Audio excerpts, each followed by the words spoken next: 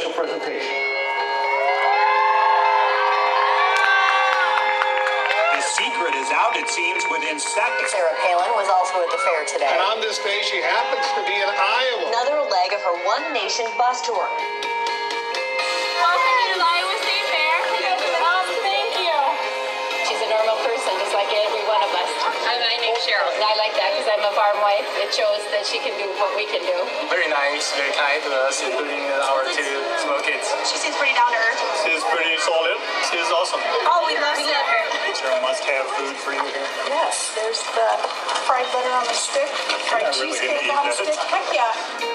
I was following Sarah Palin around the state fair. It was one of those telling moments that you can capture only if you're here on the ground. Because she has so much energy around her. Grabbing the attention of Iowans and, yes, the media.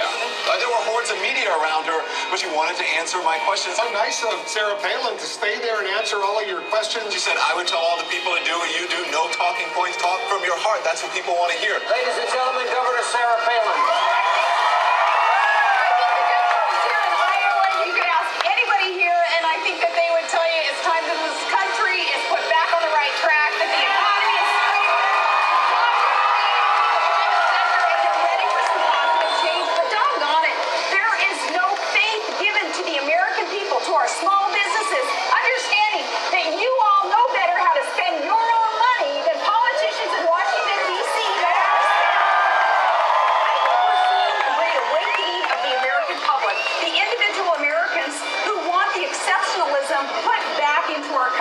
Your passion is rising. It's not just me, it's so many Americans who we are speaking with today. That passion is real, it's sincere. These folks love this country. They want to make sure that we are handing the next generation the blessings of liberty. And that is why it's so important for people to get engaged. Let's do what we know America needs done. Empower the people of America.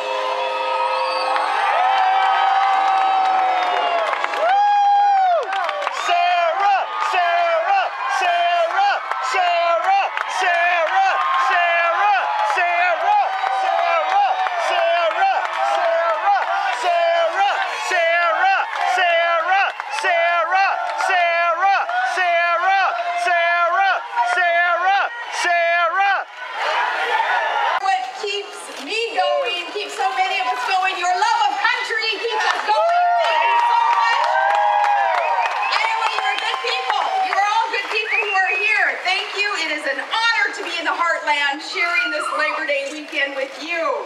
And I thank you so much for the invitation to these organizers who put so much work into all this. It's so good to see the O for P and C for P people.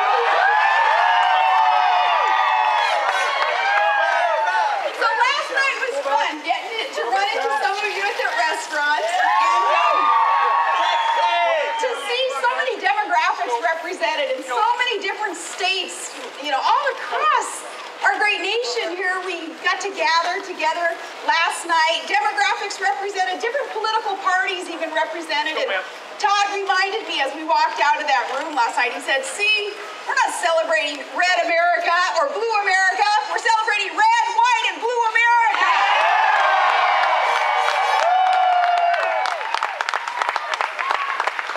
So what brought us here today out in this field? Why aren't we catching a Cyclones game or watching the Hawkeyes perhaps, or grilling up some venison and corn on the cob, maybe some caribou with some friends on this Labor Day weekend?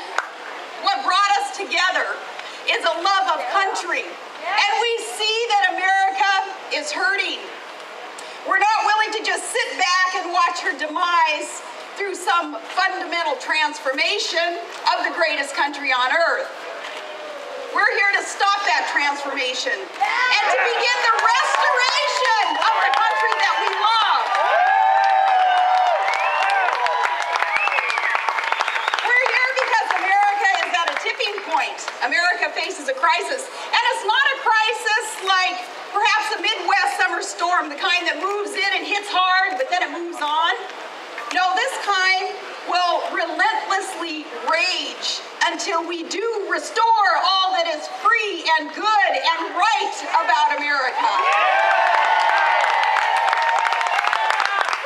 It's not just fear of a double-dip recession and and it's not even the shame of a credit downgrade for the first time in U.S. history. It's deeper than that. This is a systemic crisis due to failed policies and incompetent leadership. And we're going to speak truth today. It may be hard-hitting, but we're going to speak truth today because we need to start talking about what hasn't worked, and we're going to start talking about what will work for America. We will talk truth. Now, some of us saw this day coming. It was 3 years ago, on this very day, that I spoke at the GOP convention where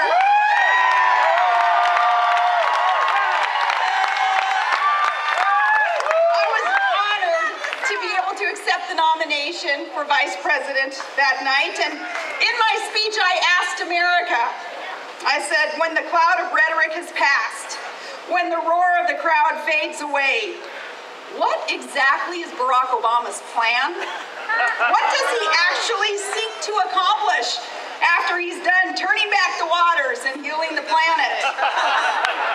The answer is to make government bigger, to take more of your money, to give more of it to others, and to take more orders from Washington, and to reduce the strength of America in a dangerous world. I spoke of this, but back then it was only my words that you had to go by. Now you have seen the proof yourself. Candidate Obama didn't have a record while he was in office, but President Obama sure does, and that's why we're here today.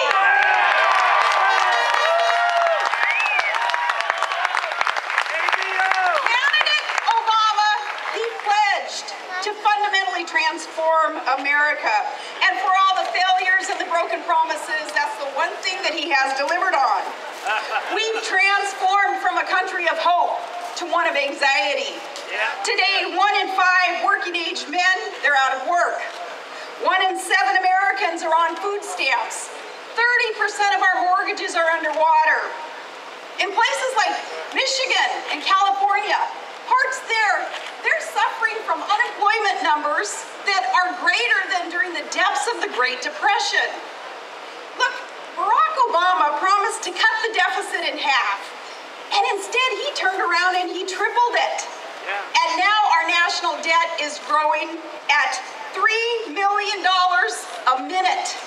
That's $4.25 billion a day. President Obama, is this what you call winning the future? I call it losing our country, and with it the American dream. President Obama, these people, these Americans, feel that fierce urgency of now. But do you feel it, sir? Yeah. The Tea Party was born of this urgency. It's the same sense of urgency that propelled the Sons of Liberty during the Revolution. It's the same sense of urgency that propelled the abolitionists before the Civil War and the Civil Rights Movement during the 20th century. The Tea Party movement is part of this noble American tradition. This movement isn't simply a political awakening. It's an American awakening. And it's coming from ordinary Americans, not the politicos in the Beltway, not those types. No, it's you who grow our food, you run our small businesses, you teach our children, you fight our wars. We are always proud of America. We love our country in good times and in bad, and we never apologize for America.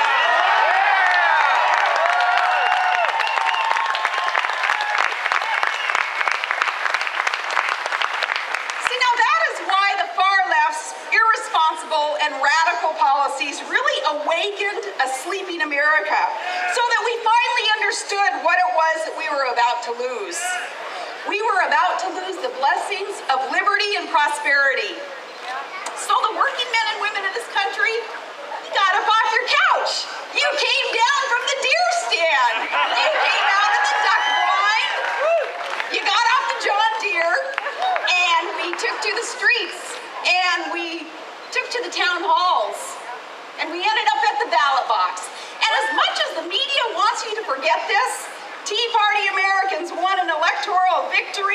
historic proportions.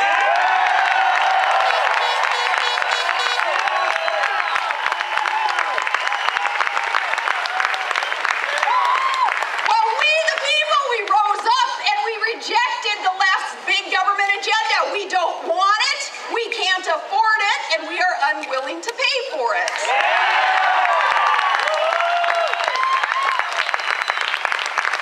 That victory, though, remember, friends, that was only one step in a long march towards saving our country.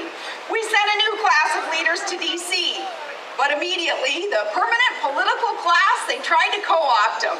Because the reality is, we are governed by a permanent political class until we change that. They talk endless about cutting government, and yet they keep spending more. They talk about massive unsustainable debt, and yet they keep incurring more.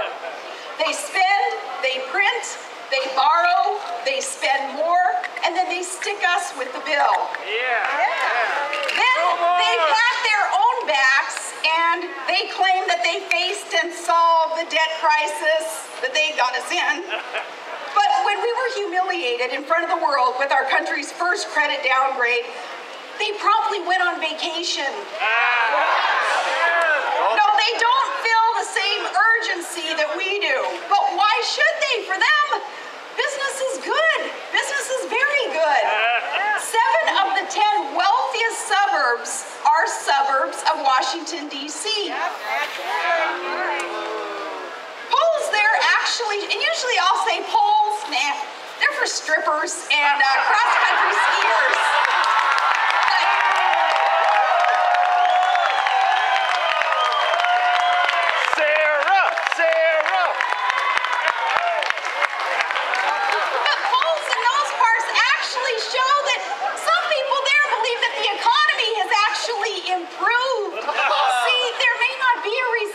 In Georgetown, but there is in the rest of America. Yeah, the permanent political class, they're doing just fine. Ever notice how so many of them, they arrive in Washington, D.C. of modest means, and then miraculously throughout the years, they end up becoming very, very wealthy. Well, it's because they derive power and their wealth from their access to our money, to taxpayer dollars.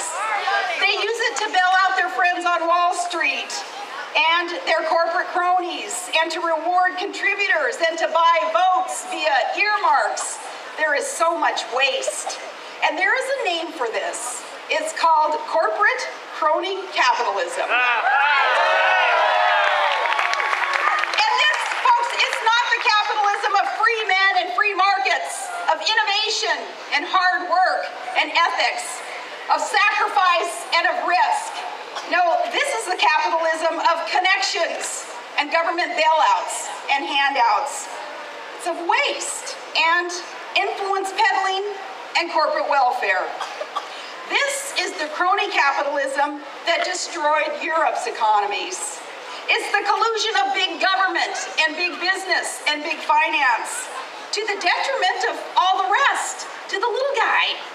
It's a slap in the face to our small business owners, the true entrepreneurs, the job creators accounting for 70% of the jobs in America. It's you who own these small businesses.